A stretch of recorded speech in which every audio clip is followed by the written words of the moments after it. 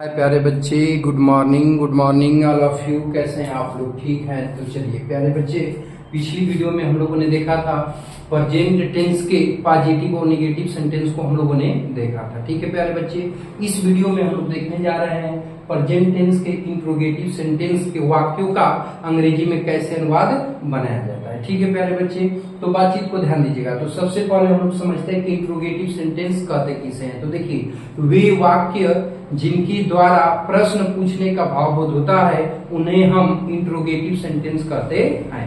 वे वाक्य, फिर से सुन लीजिए, वे वाक्य जिनके द्वारा प्रश्न पूछने का भावबोध होता है उन्हें हम इंट्रोगेटिव सेंटेंस कहते हैं। ठीक है, अब इंट्रोगेटिव सेंटेंस दो तरह का होता है। पहला वो होता है जब वाक्य के प्रारंभ में क्या शब्द लगाकर पूछ लेता है। ठीक है, जैसे देखिए, अब इसको लिख ले। वाक्य के, देखिए ध्यान दीजिएगा, वाक्य के प्रारंभ में क्या शब्द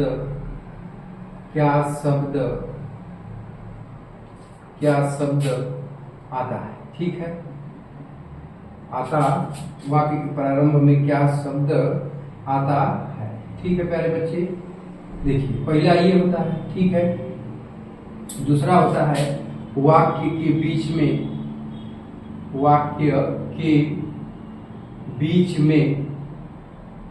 में कब, क्यों, कैसे, कहाँ, किसने etc शब्द आता है। ठीक है प्यारे बच्चे, अब ध्यान दीजिएगा। देखिए, अब कह रहा है कि पहले वाले में कह रहा है प्यारे बच्चे कि वाक्य के प्रारंभ में क्या शब्द आता है, और दूसरे में कह रहा है कि वाक्य के बीच में कब, क्यों, कैसे, कहा, किसने, किसको, कितना, कितने, कब से इत्यादि शब्द आता है। ठीक है, तो देखिए प्यारे बच्चे, जब वाक्य के प्रारंभ में क्या शब्द आएगा, ध्यान दीजिएगा, तो इसको दो तीन नामों से जाना जाता है। ठीक है, पहला तो प्यारे बच्चे, कभी भी वाक्य के प्रारंभ में क्या शब्द लगा के हम प्रश्न पूछेंगे तो उत्तर जिसे हम हमेशा हाँ या ना में अगला व्यक्ति देता है। तो हाँ की मीनिंग यस होती है और ना की मीनिंग नो होती है, तो इसीलिए इसको यस या नो टाइप कहा जाता है। जैसे हमने कहा कि क्या तुम स्कूल जाते हो, तो आप क्या कहोगे? हाँ, या बहुत कहोगे कि ना। तो हाँ या ना में जो जवाब दे रहे हैं आप, तो हाँ की अंग्रेजी यस और ना की अंग्रेजी नो होती है, इसीलिए इसको यस या नो टाइप के नाम से जाना जाता है। तो इसको यस ऑब्लिक नो टाइप, ठीक है प्यारे बच्चे, इंट्रोगेटिव सेंटेंस के नाम से जाना जाता है। ठीक है प्यारे बच्चे, दूसरा इसको फर्स्ट टाइप, इसको किस नाम से जाना जाता है? तो फर्स्ट टाइप। यदि पहले पढ़ते हैं तो प्यारे बच्चे, इसको कब पढ़ते हैं? पहले पढ़ते हैं, इसीलिए इसको फर्स्ट टाइप के नाम से भी जाना जाता है। ठीक है, अब देखिए, आ जाते हैं इधर। दूसरा होता है कि जब वाक्य के बीच में, यानी वाक्य के बीच में प्रश्न सूचक शब्द कब, क्यों, कैसे, कहा, किसने, किसको, कितना, कितने, कब से इत्यादि शब्द आ जाता है। ठीक है प्यारे बच्चे, तो इसको किस नाम से जाना जाता है प्यारे बच्चे? तो इसको आपका पहली बात कि जब वाक्य के बीच में आकर प्रश्न पूछेगा तो पहला नाम इसका हो जाएगा क्वेश्चन वर्ड। किस नाम से जाना जाएगा? क्वेश्चन वर्ड के नाम से। दूसरा नाम इसका हो जाता है सेकेंड टाइप, क्योंकि दूसरी बार में पढ़ते हैं इसको, तो इसीलिए इसको सेकेंड टाइप के नाम से भी जाना जाता है। तीसरा नाम इसका और आ जाता है, ध्यान दीजिएगा, तीसरा नाम आता है बाबू WH टाइप। ठीक है, क्यों WH टाइप आता है? क्योंकि जितने भी क्वेश्चन वर्ड है सबकी मीनिंग या तो W से स्टार्ट होती है या फिर H से स्टार्ट होती है, इसीलिए इसको WH टाइप कहा जाता है। ठीक है प्यारे बच्चे, इसको डबल इंट्रोगेटिव भी कहा जाता है। क्या कहा जाता है प्यारे बच्चे? तो डबल इंट्रोगेटिव के नाम से भी जाना जाता है। ठीक है, डबल इंट्रोगेटिव सेंटेंस। ठीक है, तो इसको डबल इंट्रोगेटिव के नाम से क्यों जाना जाता है? तो जब स्ट्रक्चर लिखेंगे तब इस पॉइंट को हम आपको दिखा देंगे। ठीक है, तो मेरे प्यारे बच्चों, मेरे प्यारे दोस्त, मेरे प्यारे भाई बहन, ये तो एक नजर जिक्र हो गया इंट्रोगेटिव सेंटेंस के ऊपर। ये दो प्रकार के होते हैं। पहला वो होता है जब वाक्य के प्रारंभ में क्या शब्द आता है। ठीक है, तो इसको बाबू दो नामों से जाना जाता है, यस या नो टाइप अथवा फर्स्ट टाइप। ठीक है, अब जब वाक्य के बीच में प्रश्नसूचक शब्द कब, क्यों, कैसे, कहाँ, किसने आदि आता है तो इसको इन नामों से जाना जाता है। तो पहला होता है आपका क्या प्यारे बच्चे, तो होता है क्वेश्चन वर्ड, दूसरा होता है सेकंड टाइप, तीसरा होता है WH टाइप, चौथा होता है डबल इंट्रोगेटिव। तो इन 4 नामों से इसको जाना जाता है। ठीक है प्यारे बच्चे, तो ये तो रहा हमारा इंट्रोगेटिव सेंटेंस के बारे में मूल जानकारी। ठीक है, अब बातचीत को आगे बढ़ाते हैं तो थोड़ा सा हम लोग चलते हैं कहाँ, तो इंट्रोगेटिव सेंटेंस के में यस या नो टाइप वाले वाक्यों का अंग्रेजी अनुवाद बनाने की तरफ। ठीक है, चलिए ध्यान दीजिएगा। हाँ देखिए बाबू, अब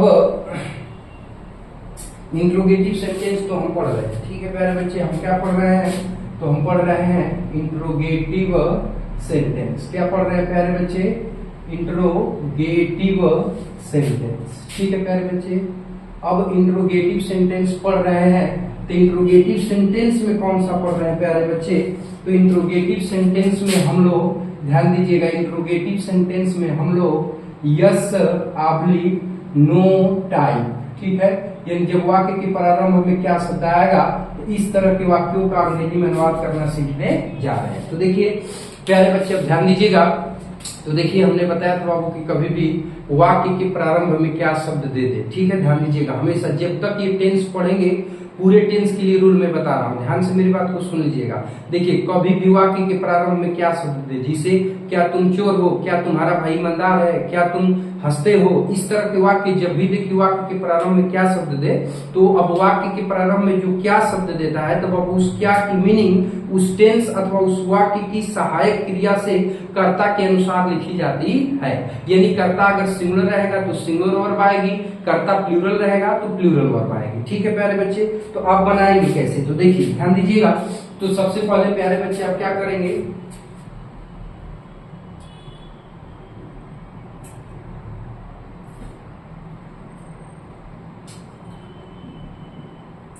तो बातचीत को ध्यान से सुन लीजिए। तो सबसे पहले आप देखेंगे सब्जेक्ट को। अगर सब्जेक्ट आपका ही, सी, इट और एक वचन रहेगा, ही, सी, इट और एक वचन रहेगा तो इज। अगर सब्जेक्ट वी, यू दे, देखिए यहां मैं लिख देता हूं, ही रहेगा, सी रहेगा, इट रहेगा और सिंगुलर, जैसे Ram, Shyam, boy, girl, singular. ठीक है प्यारे बच्चे, तो इनके साथ क्या लगाएंगे, इज। ठीक है, कर्ता यदि वी रहे, यू रहे, दे रहे, ठीक है प्यारे बच्चे, एंड प्लूरल रहे, क्या रहे, प्लूरल, तो इनके साथ लगाएंगे आर। ठीक है प्यारे बच्चे, कर्ता ओनली आई रहे, केवल आई, कर्ता केवल आई के साथ क्या लगाएंगे, तो इसके साथ प्रयोग करेंगे एम। ठीक है, तो कर्ता एक वचन रहेगा तो इज, अब बहुवचन रहेगा तो आर, आई रहेगा प्यारे बच्चे तो क्या लगा लेंगे, एम। ठीक है, इसके पुनः बाद हम लिखेंगे क्या प्यारे बच्चे, तो सब्जेक्ट अगर निगेटिव होगा तो इसके बाद नॉट लिख देंगे, नहीं होगा तो तुरंत इसके बाद प्रेजेंट टेंस है तो कॉम्प्लीमेंट आएगा, और कॉम्प्लीमेंट के बाद तुरंत लिख लेंगे अदर वर्ड और अंत में लगा लेंगे क्वेश्चन मार्क। ठीक है प्यारे बच्चे, बहुत ही सुंदर बच्चे हैं, फटाफट नोट कर लीजिए। ठीक है, तो ये हो गया स्ट्रक्चर प्यारे बच्चे वाक्यों को अंग्रेजी में बनाने का। ठीक है प्यारे बच्चे, चलिए प्यारे दोस्त, नन्हे मुन्ने बच्चे, बहुत ही सुंदर बच्चे हो, झकास बच्चे हो। चलो, तो ये हो गया आपका फॉर्मेट। ठीक है, नोट कर लीजिए, नोट कर लीजिए बाबू, हो गया, बातचीत आगे बढ़ाए, चलो नोट कर लो। चलो अब देखो, अब वाक्यों का अनुवाद बनाना हम लोग जो है कि स्टार्ट करते हैं। ठीक है प्यारे बच्चे, हाँ तो प्यारे बच्चे ध्यान दीजिएगा, बातचीत को आगे बढ़ाते हैं। तो देखिए हमने एक छोटा सा एग्जाम्पल लिखा कि क्या सूर्य गर्म नहीं, क्या सूर्य गर्म नहीं होता है, क्या सूर्य गर्म नहीं होता है। ठीक है प्यारे बच्चे, तो देखिए मेरे बच्चे ध्यान से समझिएगा, बातचीत को छोटे छोटे वाक्यों से शुरू करते हैं। देखिए हाई नहीं होता है, ये पूरा पहचान में चला जाएगा। गर्म क्या हुआ प्यारे बच्चे, कॉम्प्लीमेंट, तो कौन गर्म नहीं होता है, सूर्य, तो सूर्य हमारा क्या हुआ, सब्जेक्ट। ठीक है, तो अब इसका अनुवाद बनाएंगे, तो देखिए स्ट्रक्चर पर रखेंगे। तो कर्ता सूर्य आपका कौन सा वचन है, एक वचन, तो अब क्या के अंग्रेजी यहाँ क्या लगाएंगे, इज।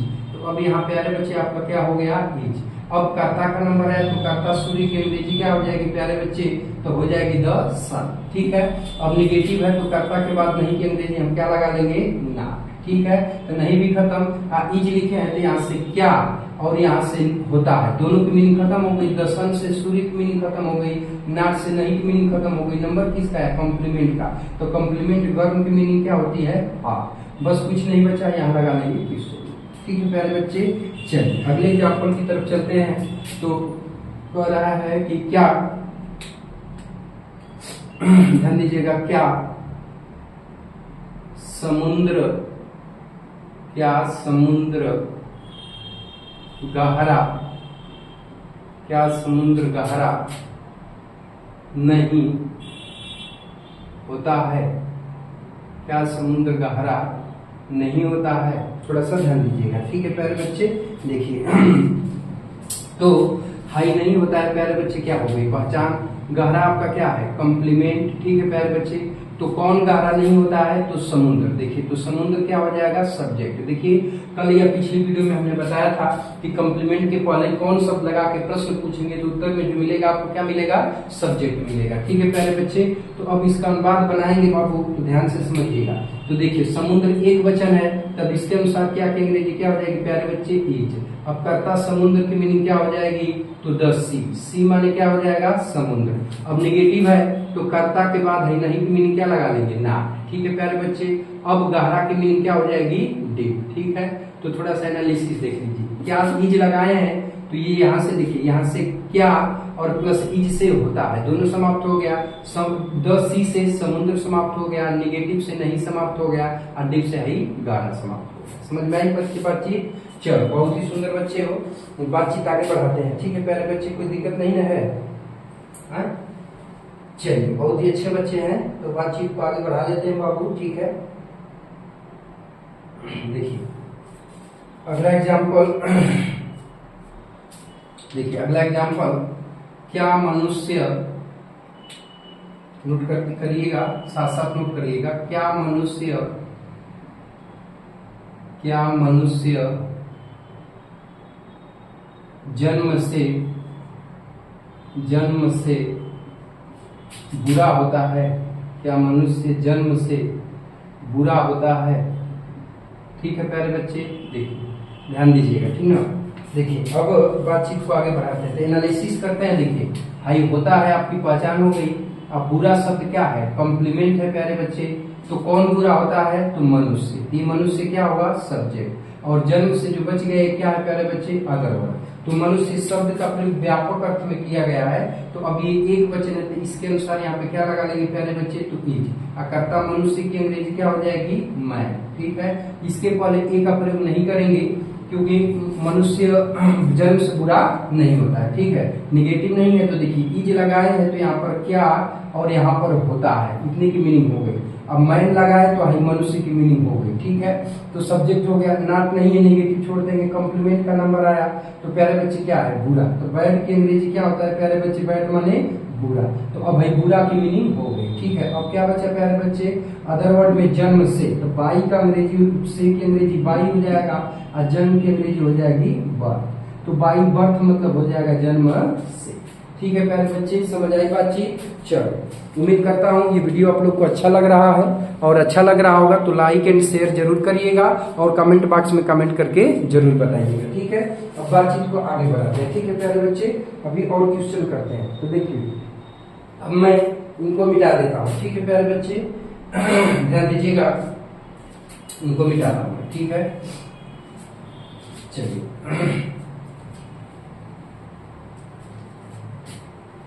ध्यान दीजिएगा, तो इसका होगा बाबू कि क्या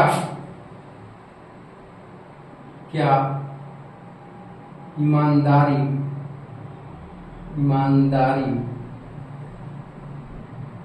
क्या ईमानदारी सर्वोत्तम नीति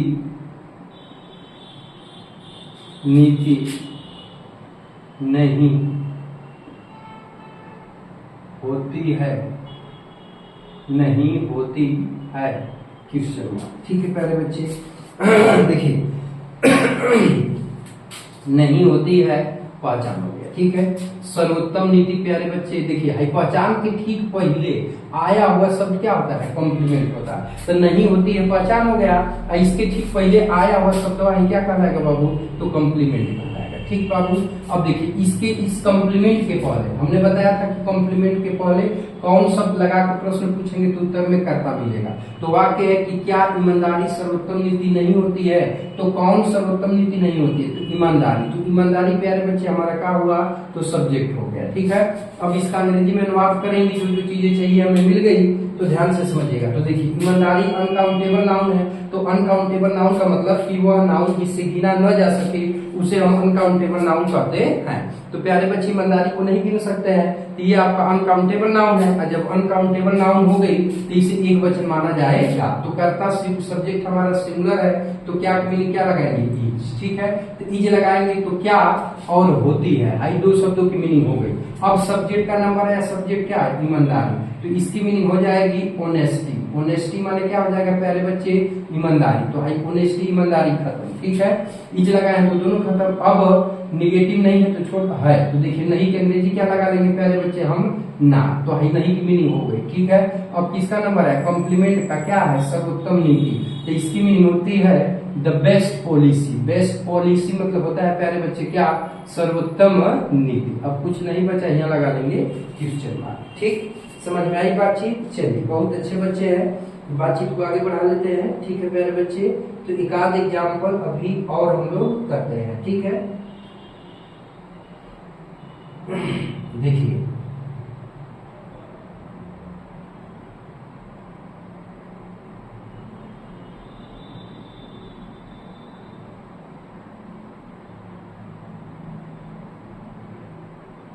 ध्यान दीजिएगा।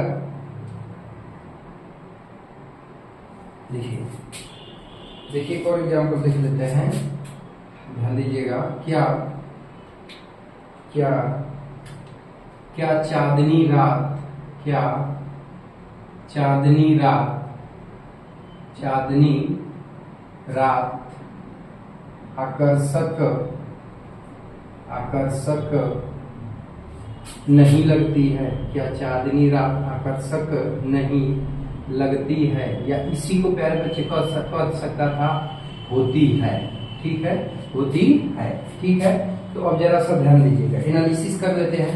तो नहीं लगती है चाहे नहीं होती है, ये भी पहचान के रूप में दे सकता है। ठीक है। तो ये आपका पहचान हो गया। आकर्षक शब्द क्या हुआ? कॉम्प्लीमेंट। तो कौन आकर्षक नहीं लगती है? चांदनी रात। तो चांदनी रात क्या हुआ प्यारे बच्चे? सब्जेक्ट। ठीक है। अब इसको बनाएंगे तो कर्ता चांदनी रात एक वचन है, तो इसको भी नहीं सकते हैं चांदनी रात को ना। तो अभी एक वचन हो गया तो क्या हो जाएगा? इज। ठीक है। कर्ता चांदनी रात का हो जाएगा the moon night. Moon night माने क्या हो जाएगा प्यारे बच्चे? चांदनी रात। ठीक, कोई दिक्कत नहीं है। अब देखिए निगेटिव है तो कर्ता के बाद नहीं के अंग्रेजी क्या लग जाएगी प्यारे बच्चे? ना। तो इज लगाए हैं तो यहाँ से देखिए क्या और यहाँ से लगती है, दोनों खत्म हो गया। अब द मून नाइट करता है तो ये खत्म हो गया। अब निगेटिव है तो कर्ता के बाद नहीं के अंग्रेजी नाट से ये नहीं भी खत्म हो गया। अब क्या बचा? कॉम्प्लीमेंट का नंबर आया तो कॉम्प्लीमेंट क्या है? आकर्षक। तो इसका मीनिंग हो जाएगा अट्रैक्टिव। अट्रैक्टिव माने होता है आकर्षक। ठीक है। अब कुछ नहीं बचा, यहाँ लगा देंगे क्वेश्चन मार्क। ठीक है प्यारे बच्चे। तो प्यारे बच्चे मेरे दोस्त, उम्मीद करता हूँ कि आप लोगों को वीडियो अच्छा लगा होगा, और वीडियो अच्छा लगा होगा तो वीडियो को जो है कमेंट बॉक्स में जरूर बताइएगा और लाइक एंड शेयर जरूर करिएगा। तो प्यारे बच्चे अब आप लोग मैं 5 क्वेश्चन लिख देता हूँ जिसको आप घर से सॉल्व करके आएंगे और कमेंट बॉक्स में कमेंट करके बताएंगे। चलिए, हाँ तो प्यारे बच्चे देखिए ये 5 क्वेश्चन हो गए, इसको घर से आप लोग बना के आएंगे। देखिए गोल की मीनिंग होती है प्यारे बच्चे राउंड। राउंड देखिए भाई, गोल की मीनिंग होती है राउंड, ROUND राउंड। ठीक है। अब सामाजिक का होता है सोशल। देखिए यहाँ से मैं नीचे लिख देता हूँ। ठीक है।